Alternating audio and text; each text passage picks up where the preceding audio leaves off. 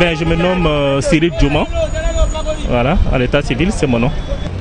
Bon, moment opportun ou pas, il faut faire un recensement, il faut connaître le nombre d'habitants dans un pays, et ça, je pense que c'est utile. Il faut savoir orienter les objectifs. Un pays sérieux, c'est ça, hein? Il faut savoir orienter les objectifs, il faut savoir combien il y a de personnes qui vivent sur la terre de Côte d'Ivoire. Donc, pour moi, c'est utile. Maintenant, si c'est le côté financement, avec tout ce que nous connaissons comme dette, avec tout ce que nous savons comme pas de moyens, je pense que, bon, là... il y a un peu, tu vois, non, il y a un petit problème à ce niveau-là. Sinon, c'est utile, c'est vraiment utile.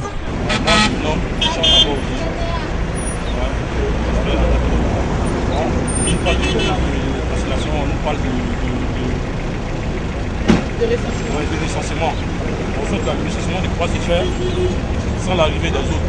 Nous avons plein de frères qui sont en exil, présentement. Tous ceux-là doivent revenir d'abord, pour qu'on puisse faire une belle reconstruction, puis après ça, maintenant, le recensement. Sans de reconstruction, il n'y a pas de recensement. Compter la population ivoirienne actuellement, sachant très bien qu'il y a d'autres encore qui sont en exil, ça c'est pas possible. C'est pas possible. Il faudrait que les autres viennent, puissent ensemble s'organiser maintenant, faire le recensement. Ouais, voir que c'est mieux comme ça. Mais on leur a demandé de revenir pour qu'on puisse faire le recensement. Ils ne sont pas encore revenus, donc on doit les attendre pour faire le recensement. On doit les attendre pour revenir, parce que si on nous dit venez, dès que vous venez, on te fait arrêter. Comment tu vas venir? Tu as la peur, tu dois venir. Il faudrait qu'on lance un mot d'ordre, dire à tous les Ivoiriens venez, il n'y aura pas de chasse à l'homme, il n'y aura pas de poursuite judiciaire. Quand c'est comme ça, ils sont traités à l'esprit, ils vont venir. Mais s'il n'y a pas ça, il n'y a pas de truc. Pas ça comme ça, on ne peut pas faire le recensement, c'est pas possible. On va essayer, mais c'est pas possible. Donc ça veut dire que vous n'êtes pas encore recensé? Non, moi pas encore. S'ils viennent devant moi, moi je vais dire que c'est pas possible. C'est pas possible. Je demande à ce que tous ceux qui sont en exil reviennent. Pas de poursuite judiciaire. Aujourd'hui, nous sommes dans un pays, on demande à ce que tout le monde puisse se reconstruire. Comment attendre à ce que mon frère de là-bas va venir aujourd'hui, demain il va arrêter, qui va venir? On va compter qui est entièrement ici dans ce pays. On ne pourra pas compter le nombre d'habitants ivoiriens, ivoiriens résidents sur ivoiriens. Il faudrait que tout le monde revienne. Parce que le recensement serait encore plus facile. Moi, c'est mademoiselle Loès Nina. Oui, c'est important, puisque plein d'Ivoiriens se plaignent. Bon, ceci n'a pas été fait, on s'est dit quoi? Le président qui est là, c'est pas celui qui a été voté. Et on s'est dit quoi, le recensement se fait de sorte qu'il puisse avoir l'élection prochainement. Tout Ivoirien ira voter. Et on verra effectivement celui qui a été là ou pas, celui qui a été élu. Voilà. Moi, c'est M. Kwaku Kwapie. Ok. Le recensement général a commencé. Êtes-vous au courant? Oui, je suis au courant. Est-ce que vous êtes déjà fait recenser? Non, pas encore. Pourquoi? Bon, les agents en question, moi, je ne sais pas où ils se trouvent. Donc, pour l'heure, je ne me suis pas encore fait recenser. Bon, pour le recensement en question, pour moi, à mon sens, toutes les conditions ne sont pas encore réunies parce qu'il y a des Ivoiriens qui n'ont pas de pièces jusqu'au jour d'aujourd'hui. Non seulement ça, bon, il y a trop de problèmes dans le pays. Bon, j'avais voulu que tout soit quand même réuni d'abord avant que les gens ne fassent le recensement en question. Bon, les problèmes en question, bon, les remous-ménages, c'est-à-dire les politiciens pour l'heure, ils ne sont pas encore assis pour trouver un terrain d'entente entre eux. Donc, à mon sens, je vois que pour le recensement en question n'est pas...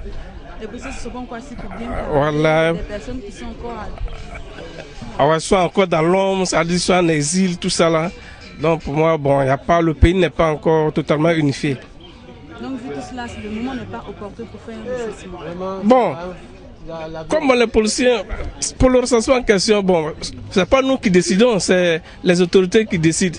Si ils se sentent bien pour faire ce recensement, bon, à mon sens, il n'y a pas de souci. Donc moi, j'aime pas d'autres... C'est pas moi qui décide, c'est les autorités qui décident. Donc je ne peux pas prendre ça mal. Je pense que nous venons d'un pays après la crise. Il faudrait que tout le monde soit rassemblé. C'est-à-dire que quoi, tous les Ivoiriens soient réconciliés, en fait que le recensement démarre ensemble. Il faudrait qu'il y ait d'autres qui sont en exil, d'autres qui sont partis, il y a d'autres qui ont peur de rentrer. Moi, à mon avis, il faudrait que chaque Ivoirien rentre en paix, en pays, afin que le recensement commence ensemble. Mais on a demandé à toutes ces personnes qui sont en exil de rentrer afin de pouvoir faire au moins ce recensement-là. Mais ils sont entrés. Est-ce que la sécurité est garantie? est-ce qu'il y a une sécurité garantie pour ces entrées? Certains sont entrés. Qu'est-ce qu'après on a vu encore? Par contre, on peut entrer parce qu'ils seront menacés après, ils seront poursuivis. Pour d'autres, ce n'est pas le cas, mais pour d'autres, c'est des menaces. Ce recensement qu'ils ont commencé, puisqu'il y a plusieurs Ivoiriens qui sont en exil. Beaucoup ne sont pas même dans leurs propres maisons.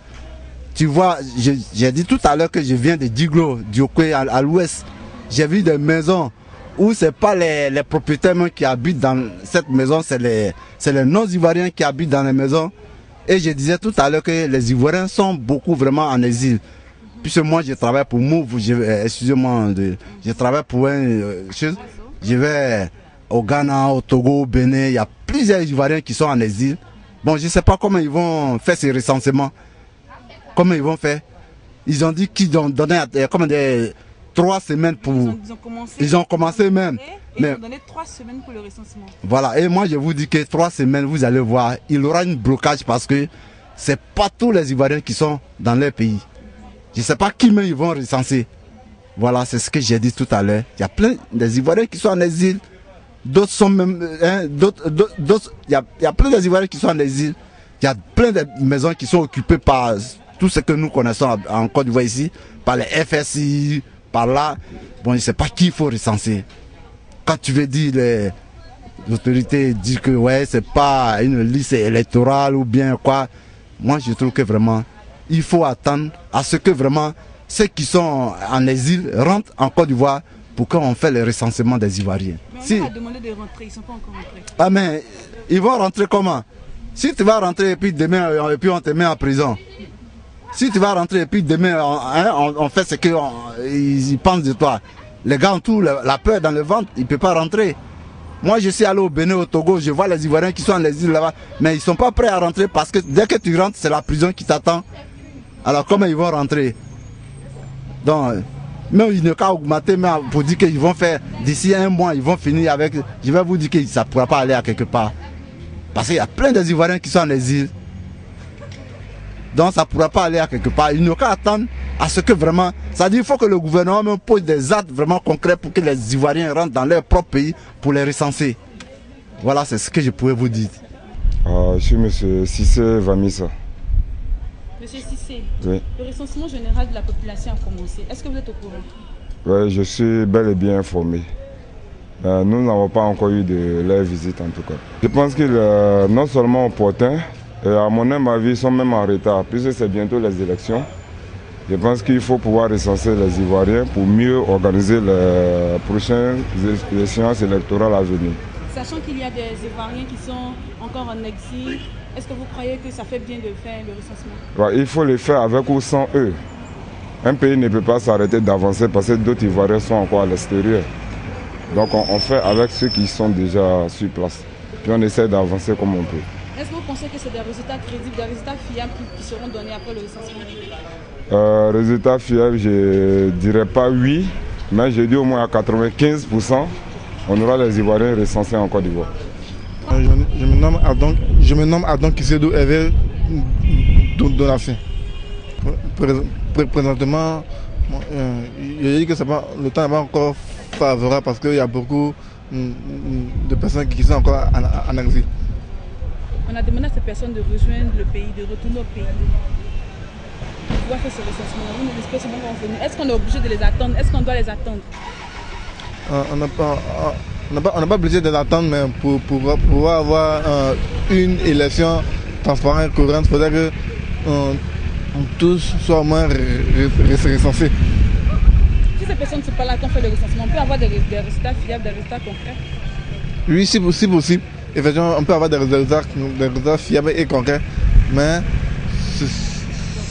cela peut envoyer encore des crises ou même des polémiques, soulever des polémiques.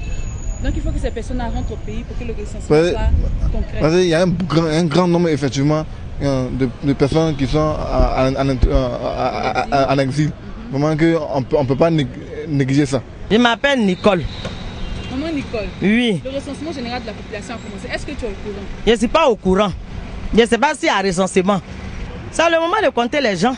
Parce que bientôt on va aller aux élections, c'est le moment de compter les gens.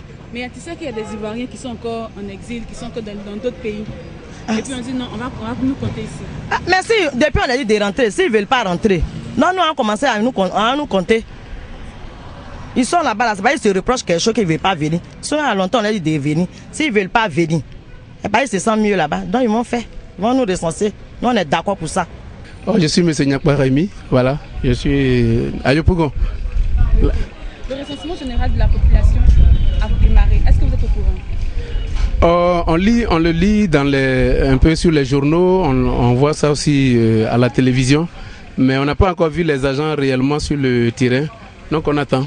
Un État ne peut pas connaître sa population, ne peut pas mener un véritable développement s'il ne connaît pas toute sa population, s'il ne recense pas cette population. C'est une opération banale de tout État.